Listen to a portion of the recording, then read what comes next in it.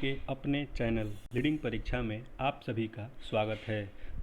Previous year की इस श्रृंखला में आज हम आपके सामने लेकर आए हैं यूपी ट्रिपल एससी वीडियो 2015 का पेपर, जिसके हिंदी के 40 क्वेश्चंस को हम यहाँ देखेंगे। तो आइए शुरू करते हैं। हमारा पहला क्वेश्चन है, कर्कश का विलोम नीचे दिए गए विकल्पों में से चुनें। ऑप्शन ए कठोर, ऑप्शन बी विवेकी, ऑप्शन सी मधुर या फिर ऑप्शन डी विनम्र। तो हम एक एक करके देखते हैं। कठोर का विलोम क्या होता है? सरल, यानी कि कठोर का विलोम सरल हो जाता है। विवेकी का अविवेकी, ठीक है। यहाँ पे मधुर का यही हमसे पूछा है, मधुर का होता है कर्कश। आगे बढ़ने से पहले हम देखते हैं कि विनम्र का क्या हो जाएगा। विनम्र का विलोम जो होता है वह होता है धृष्ट, यानी कि यह बहुत पूछा जाता है, इसलिए इसको ध्यान में रखिएगा, ये इम्पोर्टेंट है। आगे बढ़ते हैं नेक्स्ट क्वेश्चन की तरफ, जो इस प्रकार है, जो इंद्र पर विजय प्राप्त कर चुका हो उसके लिए एक शब्द क्या होगा? इंद्रजेय, इंदु, इंद्रजीत या फिर जीतेंद्रिय। तो इस क्वेश्चन का जो राइट आंसर होगा वह होगा ऑप्शन सी, यानी कि इंद्रजीत। तो जीतेंद्रिय क्या होगा इसको भी हम देखेंगे। जो इंद्र पर विजय प्राप्त कर चुका हो वो तो हो गया इंद्रजीत। इंद्रियों पर विजय प्राप्त करने वाला जीतेंद्रिय कहलाता है। चलिए आगे बढ़ते हैं नेक्स्ट क्वेश्चन की तरफ। उच्च कुल में पैदा व्यक्ति क्या कहा जाता है? ऑप्शन ए धनी, ऑप्शन बी सवर्ण, ऑप्शन सी श्रेष्ठ या फिर ऑप्शन डी कुलीन। तो इस क्वेश्चन का जो राइट आंसर होगा वह होगा ऑप्शन डी, यानी कि उच्च कुल में पैदा व्यक्ति कुलीन कहलाता है। नेक्स्ट क्वेश्चन की तरफ बढ़ते हैं, जो इस प्रकार है, ईश्वर तुम्हें दीर्घायु दे, अर्थ के आधार पर वाक्य का भेद बताइए। ऑप्शन ए प्रश्नवाचक वाक्य, ऑप्शन बी विस्मयवाचक वाक्य, ऑप्शन सी इच्छावाचक वाक्य या फिर ऑप्शन डी निषेधवाचक वाक्य। इस क्वेश्चन का जो राइट आंसर होगा वह हो जाएगा ऑप्शन सी, यानी कि इच्छावाचक वाक्य। आइए हम देखते हैं अर्थ के आधार पर वाक्य के कौन कौन से भेद होते हैं। तो अर्थ के आधार पर वाक्य के निम्नलिखित 8 भेद होते हैं। कितने होते हैं? 8 भेद होते हैं। वो होते हैं, पहला विधानवाचक वाक्य, दूसरा निषेधवाचक वाक्य, तीसरा प्रश्नवाचक वाक्य, चौथा विस्मयादिवाचक वाक्य, पांचवा आज्ञावाचक वाक्य, छठा इच्छावाचक वाक्य एंड सातवां संदेहवाचक वाक्य और अंतिम 8वां संकेतवाचक वाक्य। तो इस प्रकार हमने देखा अर्थ के आधार पर वाक्य के 8 भेद होते हैं। हमारी वीडियो आपको अच्छी लग रही हो तो इसे लाइक और चैनल को सब्सक्राइब अवश्य कर लें। नेक्स्ट क्वेश्चन की तरफ बढ़ते हैं, जो इस प्रकार है, श्री गणेश का विलोम शब्द है। Option A Shri Radha, option B इतश्री, ऑप्शन सी विनाश या फिर ऑप्शन डी इनमें से कोई नहीं। तो इस क्वेश्चन का जो राइट आंसर होगा वह हो जाएगा ऑप्शन बी, यानी कि इतश्री। नेक्स्ट क्वेश्चन की तरफ बढ़ते हैं, जो इस प्रकार है, फूल का पर्यायवाची शब्द नहीं है। ऑप्शन ए सुमन, ऑप्शन बी पुष्प, ऑप्शन सी तनुजा या फिर ऑप्शन डी कुसुम। फूल का पर्यायवाची कौन सा नहीं है? नहीं पूछा हुआ है। सुमन तो होता है, पुष्प भी होता है और कुसुम भी होता है। तनुजा फूल का पर्यायवाची नहीं होता है।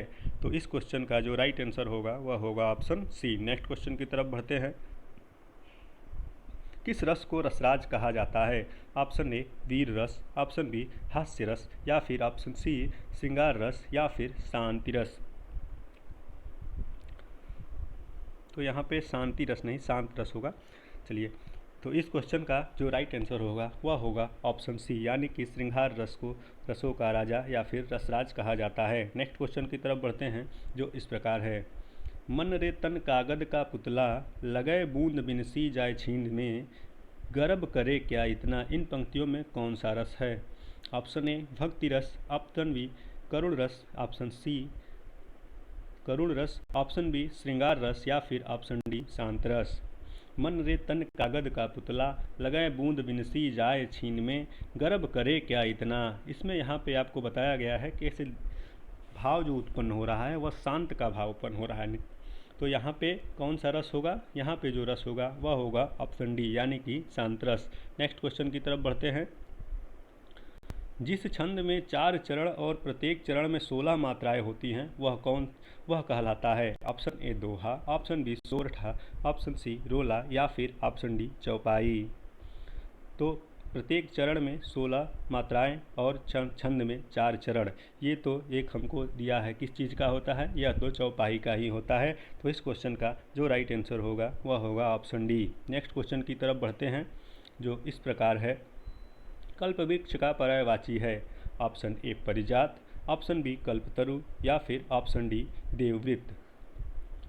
बताइए। तो इस क्वेश्चन का जो राइट आंसर होगा वह होगा ऑप्शन डी, क्योंकि ये तीनों ही ऑप्शन ऊपर के कल्पवृक्ष के पर्यायवाची शब्द हैं। नेक्स्ट क्वेश्चन की तरफ बढ़ते हैं, जो इस प्रकार है। हिंदी की आदि जननी क्या है? Option A Pali, option B Sanskrit, option C Apabhramsha या फिर ऑप्शन डी प्राकृत। तो इस क्वेश्चन का जो राइट आंसर होगा वह हो जाएगा ऑप्शन बी, यानी कि संस्कृत। तो आइए देखते हैं हिंदी का विकास कैसे हुआ। हिंदी भाषा का विकास का जो क्रम है वह इस तरह से है। सबसे पहले संस्कृत, यही पूछा था, आदि जननी, सबसे पहली जननी संस्कृत ही है। संस्कृत से आया पाली, पाली से आया प्राकृत, प्राकृत से आया अपभ्रंश, अपभ्रंश से आया अवहट, और उसके बाद प्राचीन, और उसके बाद प्रारंभिक हिंदी आ गई है। ठीक है, इसके बाद अब आधुनिक हिंदी भी आ चुकी है। चलिए नेक्स्ट क्वेश्चन की तरफ बढ़ते हैं, जो इस प्रकार है। हिंदी दिवस कब मनाया जाता है? Option A 14 October, option B 14 सितंबर या फिर ऑप्शन डी 11 जून। तो इस क्वेश्चन का जो राइट आंसर होगा वह होगा ऑप्शन बी, यानी कि हिंदी दिवस 14 सितंबर को प्रत्येक वर्ष मनाया जाता है। नेक्स्ट क्वेश्चन की तरफ बढ़ते हैं, जो इस प्रकार है। दिन रात अध्ययन करके भी वह प्रथम स्थान न प्राप्त सका। नीचे दिए गए विकल्पों में से इस वाक्य में रेखांकित शब्द की वर्तनी शुद्ध कीजिए। ऑप्शन ए अध्ययन, ऑप्शन बी अध्ययन, ऑप्शन सी अध्ययन, ऑप्शन डी अध्ययन। कैसे लिखा जाएगा? अध्ययन, या फिर उसमें कोई चेंज नहीं होगा। तो इस क्वेश्चन का जो राइट आंसर होगा वह होगा ऑप्शन बी, यानी कि अध्ययन ऐसे लिखा जाएगा। आगे बढ़ते हैं नेक्स्ट क्वेश्चन की तरफ, जो इस प्रकार है। अविकारी शब्द क्या होते हैं?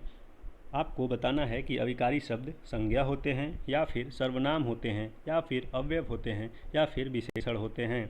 तो अविकारी, जैसा कि नाम से ही यहाँ स्पष्ट है, जिसमें विकार न हो सके, संज्ञा या सर्वनाम वचन के कारण इसमें अवयव न हो, उसमें विकार उत्पन्न न हो सके, तो ऐसे ही शब्द हमारे अवयव कहे जाते हैं। जैसे कि भर, भर हो गया, वहाँ हो गया, ये सब शब्द ऐसे हैं जिनमें विकार उत्पन्न नहीं होते हैं, तो इसलिए ये शब्द अवयव कहे जाते हैं। नेक्स्ट क्वेश्चन की तरफ बढ़ते हैं, जो इस प्रकार है। हिंदी वर्णमाला में व्यंजनों की संख्या है। Option A 32, option B 34, option C 33 या फिर ऑप्शन डी 36। तो यहाँ पे व्यंजनों की संख्या पूछा है। आप हमें कमेंट बॉक्स में बताएंगे हिंदी वर्णमाला में कुल वर्णों की संख्या कितनी है। तो इस क्वेश्चन का जो राइट आंसर होगा वह होगा ऑप्शन सी, यानी कि 33। नेक्स्ट क्वेश्चन की तरफ बढ़ते हैं, जो इस प्रकार है। निम्नलिखित काव्यांशों को पढ़िए और उनका, हाँ देखिए 16 से 20 यहाँ पे एक काव्यांश दिया गया है, उसके आधार पे प्रश्नों को आपको उत्तर देना है। हमने उनको संकलित नहीं किया हुआ है, क्योंकि आप वहाँ काव्य को पढ़ के उसके उत्तर दे लेंगे। आगे बढ़ते हैं, हमारा 21 क्वेश्चन जो रहेगा अब वो इस प्रकार रहेगा। किस समास में पहला पद संख्यावाचक होता है? ऑप्शन ए अव्ययी भाव समास में, ऑप्शन बी द्विगु समास में, ऑप्शन सी द्वंद्व समास में या फिर ऑप्शन डी कर्मधारय समास में। आपको ये क्वेश्चन आसान लग सकता है, लेकिन हम क्या करें, ये प्रीवियस ईयर है, जैसा पूछा गया वैसा उठा के आपके सामने मैंने प्रस्तुत किया है। तो देखिए, पहला पद संख्यावाचक होता है, तो दूसरा पद क्या होता है? दूसरा पद संज्ञा होता है।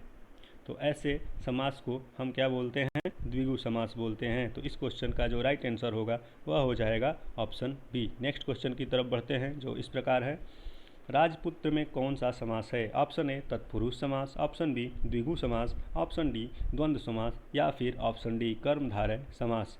राजपुत्र, इसका हम विग्रह करते हैं तो हमें मिलता है राजा का पुत्र। ठीक, तो यहाँ पे विभक्ति चिन्ह का लोप हो रहा है। विभक्ति चिन्ह का जिस समास में लोप होता है वह समास तत्पुरुष समास होता है। तो इस क्वेश्चन का राइट आंसर हो जाएगा ऑप्शन ए, यानी कि तत्पुरुष समास। नेक्स्ट क्वेश्चन की तरफ बढ़ते हैं, जो इस प्रकार है। निम्नलिखित प्रत्येक 4 विकल्पों में से बेमेल शब्द को चिन्हित करना है। आपको बताना है कि इन चारों में कोई एक ऐसा है जो अन्य तीनों से समानता नहीं रखता है। ऑप्शन ए समस्या, ऑप्शन बी खेद, ऑप्शन सी कठिनाई या फिर ऑप्शन डी जटिलता। तो इस क्वेश्चन का जो राइट आंसर होगा वह हो जाएगा ऑप्शन बी, यानी कि खेद हमारा अन्य तीनों से भिन्न है, क्योंकि समस्या, कठिनाई और जटिलता तीनों एक पर्यायवाची जैसे लगते हैं। नेक्स्ट क्वेश्चन की तरफ बढ़ रहे हैं, जो इस प्रकार है। इसमें भी बेमेल ही बताना है आपको, घर, प्रियजन, परिवार या फिर बच्चे।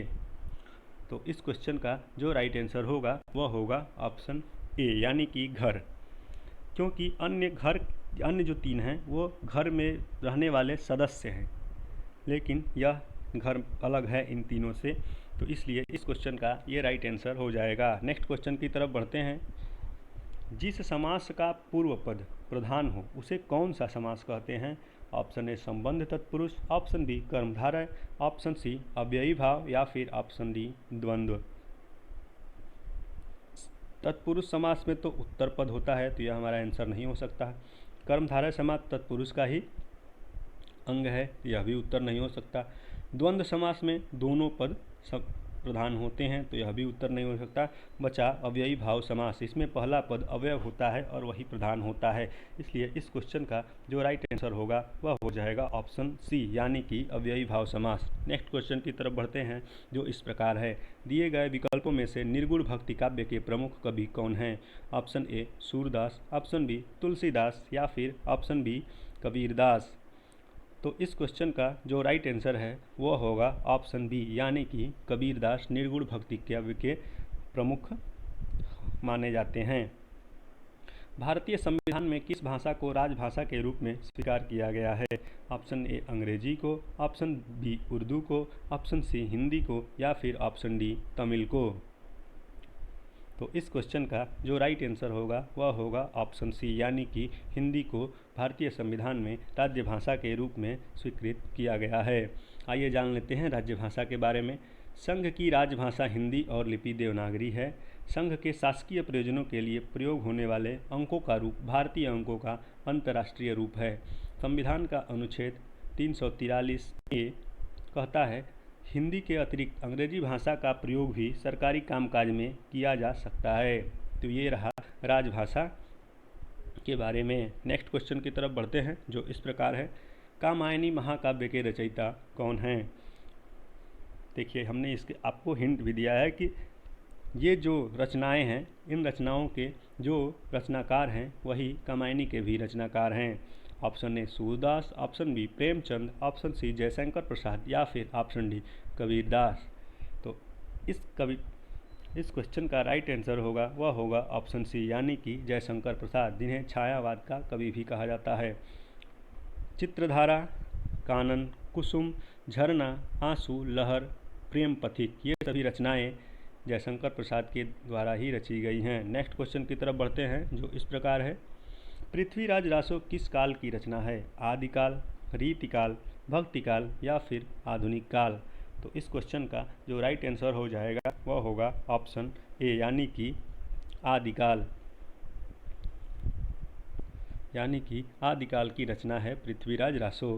आइए जान लेते हैं आदिकाल के प्रमुख कवि और उनकी रचनाओं के बारे में। अब्दुल रहीम खान खाना जी की रचना है संदेहवाहक। नरपति नाल जी की है विसल देव रासो। चंदबरदाई की है पृथ्वीराज रासो, जो कि हमसे पूछा गया है। दलपति विजय की है खुमान रासो। जगनिक की है परमाल रासो। सारंगधर की है हमीर रासो। नल सिंह की है विजयपाल रासो। जल्ह कवि की है बुद्धि रासो। तो ये थी कुछ अन्य कविताएं, रचनाएं जो हमारी आदिकाल में रची गई थीं। तो इनको आप एक बार अवश्य पढ़ें और नोट्स में अपने शामिल करें। नेक्स्ट क्वेश्चन की तरफ बढ़ते हैं, जो इस प्रकार है। दिवसावसान का समय, मेघमय आसमान से उतर रही वह संध्या सुंदरी परी सी धीरे धीरे धीरे। इन पंक्तियों में कौन सा अलंकार है? ऑप्शन ए रूपक, ऑप्शन बी उपमा, ऑप्शन सी श्लेष या फिर ऑप्शन डी मानवीकरण। देखिए यहाँ पे क्या दिया हुआ है, दिवसावसान का समय, मेघमय आसमान से उतर रही है वह संध्या सुंदरी परी सी धीरे धीरे। यहाँ पे बताया गया है संध्या के बारे में। संध्या कहाँ से उतर रही है? आसमान से उतर रही है, एक परी के समान। तो यहाँ पे निर्जीव वस्तु, निर्जीव चीज़ का एक सजीव चित्र के रूप में निरूपित करने की प्रयास किया गया है। तो यहाँ पे जैसा होता है वो उस अलंकार को बोलते हैं मानवीकरण अलंकार। इस क्वेश्चन का राइट आंसर इसलिए हो जाएगा ऑप्शन डी। नेक्स्ट क्वेश्चन की तरफ बढ़ते हैं जो इस प्रकार है, हिंदी शब्दकोश में छ का क्रम किस वर्ण के बाद आता है? ऑप्शन ए क, ऑप्शन सी त्र, ऑप्शन बी छ या फिर ऑप्शन डी ज्ञ। तो आइए देखते हैं छ पहले किस किस वर्णों से मिलकर बना है। तो ये मिलके बना है क प्लस स से, ठीक है। तो इसलिए हमारा इसका जो आएगा क्रम आएगा क के बाद आएगा। तो इसलिए इस क्वेश्चन का राइट आंसर हो जाएगा वह होगा ऑप्शन ए। नेक्स्ट क्वेश्चन की तरफ बढ़ते हैं जो इस प्रकार है, खग जाने खग की भाषा लोकोक्ति का उचित अर्थ नीचे दिए गए विकल्पों में से बताइए। ऑप्शन ए पक्षियों की तरह बोलना, ऑप्शन बी पक्षियों की भाषा न जानना, ऑप्शन सी पक्षी अपनी भाषा स्वयं समझते हैं, ऑप्शन डी समान प्रवृत्ति वाले लोग एक दूसरे को सराहते हैं। तो इस क्वेश्चन का जो राइट आंसर होगा वह होगा ऑप्शन डी। नेक्स्ट क्वेश्चन की तरफ बढ़ते हैं जो इस प्रकार है, नीचे दिए गए वाक्य के पहले और अंतिम भाग को क्रमशः एक और छ की संज्ञा दी गई है। इनके बीच के अंशों को चार भागों में बांटकर य र ल व की संज्ञा दी गई है। ये चारों भाग उचित क्रम में नहीं हैं, इन चारों को उचित क्रम में लगाएं ताकि एक सही वाक्य बन सके। देखिए पहला और छठा यानी कि शुरुआत और अंत दे दिया गया है आपको। अब आपको इनको सजाना है और अपने ऑप्शंस को ढूंढना है। आइए प्रयास करते हैं। जिस प्रकार अग्नि का धर्म दहकना होता है, यानी कि देखिए एक के बाद आएगा व के बाद य दहकना है, उसी प्रकार मनुष्य यानी कि ल मनुष्य का धैर्य उसके स्वभाव का, उसके बाद शीर्षिक पर्याय होना चाहिए। तो ये हमारा बीच का हो गया क्या, व य ल र यानी कि ऑप्शन सी हमारा सही हो जाएगा। नेक्स्ट क्वेश्चन की तरफ बढ़ते हैं जो इस प्रकार है, अक्ल का दुश्मन मुहावरे का अर्थ है मित्र, महापंडित, महामूर्ख या फिर शत्रु। इस क्वेश्चन का जो राइट आंसर हो जाएगा ऑप्शन सी यानी कि महामूर्ख। नेक्स्ट क्वेश्चन की तरफ बढ़ते हैं जो इस प्रकार है, वाक्य के अशुद्ध भाग का चयन कीजिए, यदि कोई त्रुटि न हो तो भाग डी को चिन्हित कीजिए। धनवान को व्यर्थ बेकार में सहायता देकर कोई लाभ न होगा, कोई त्रुटि नहीं है। देखिए यहाँ पे कोई एक शब्द ऐसा है जो अलग से प्रयोग हो गया है, उसकी ज़रूरत यहाँ पे नहीं है। चलिए हम आपको ये हिंट दे दिए, धनवान को व्यर्थ, जब यहाँ पे व्यर्थ लग ही गया है तो यहाँ पे फिर बेकार की कोई ज़रूरत नहीं है, बेकार में सहायता देकर कोई लाभ न होगा। तो इसका शुद्ध रूप हो जाएगा, धनवान को व्यर्थ में सहायता देकर कोई लाभ न होगा। तो बेकार का प्रयोग यहाँ पे नहीं होना चाहिए, तो इसलिए ऑप्शन बी हमारा इसका राइट आंसर हो जाएगा। नेक्स्ट क्वेश्चन की तरफ चलते हैं जो इस प्रकार है, दिए गए शब्दों में शुद्ध वर्तनी का बताना है आपको। सर्वोत्तम, आइए देखते हैं। सर्वोत्तम सही नहीं लिखा गया है क्योंकि यहाँ पे एक आधा तो भी होगा, इसलिए यह ऑप्शन हो नहीं सकता। संसारिक नहीं, सांसारिक होता है। सच्चिदानंद बिल्कुल सही लिखा गया है। कीर्ति भी गलत लिखा गया है क्योंकि कीर्ति में ऐसे होना चाहिए कीर्ति, ठीक है, कीर्ति होता है। तो इसलिए इस क्वेश्चन का राइट आंसर ऑप्शन सी हो जाएगा। नेक्स्ट क्वेश्चन की तरफ बढ़ते हैं जो इस प्रकार है, उपसर्ग का प्रयोग होता है शब्द के आदि में, शब्द के मध्य में, शब्द के अंत में, इनमें से कोई नहीं। देखते हैं, उपसर्ग का प्रयोग शब्द के शुरू में होता है, इसलिए इस क्वेश्चन का राइट आंसर हो जाएगा। और शब्द के अंत में किसका प्रयोग होता है, प्रत्यय का प्रयोग होता है। नेक्स्ट क्वेश्चन की तरफ बढ़ते हैं जो इस प्रकार है, मिठास शब्द में किस प्रत्यय का प्रयोग हुआ है। आइए अलग करने का प्रयास करते हैं। तो इसका मूल शब्द क्या होगा, मूल शब्द निकाल लेंगे अगर मिठ, तो बचा क्या, आस, तो हमारा आस ही यहाँ पे प्रत्यय हो जाएगा। तो इस क्वेश्चन का राइट आंसर होगा ऑप्शन सी यानी कि। नेक्स्ट क्वेश्चन की तरफ बढ़ते हैं जो इस प्रकार है, सत्याग्रह का सही संधि विच्छेद है। सत्याग्रह, सत्य प्लस, यहाँ भी प्लस लगा, प्लस रहेगा, सत्य प्लस आग्रह, सत्य प्लस ग्रह, सत्य प्लस आग्रह। तो इस क्वेश्चन का जो राइट आंसर होगा वह होगा ऑप्शन डी यानी कि सत्य प्लस आग्रह। तो यहाँ पे संधि कौन सी होगी, आइए इसको देखते हैं। सत्य अगर हम देखें तो ऐसे लिखा जाएगा, प्लस अ, ठीक, अ, और यहाँ पे प्लस आग्रह में आ पहले जुड़ रहा है, तो ये हो गया आ जुड़ के क्या बनेंगे, दीर्घ आ बनेगा। तो इसलिए यहाँ पे दीर्घ स्वर संधि होगी। नेक्स्ट क्वेश्चन की तरफ बढ़ते हैं। वह हो जाएगा इस प्रकार, दो वर्णों के मेल से होने वाले विकार या परिवर्तन को क्या कहते हैं। ऑप्शन ए संधि, ऑप्शन बी समास, ऑप्शन सी उपसर्ग या फिर ऑप्शन डी प्रत्यय।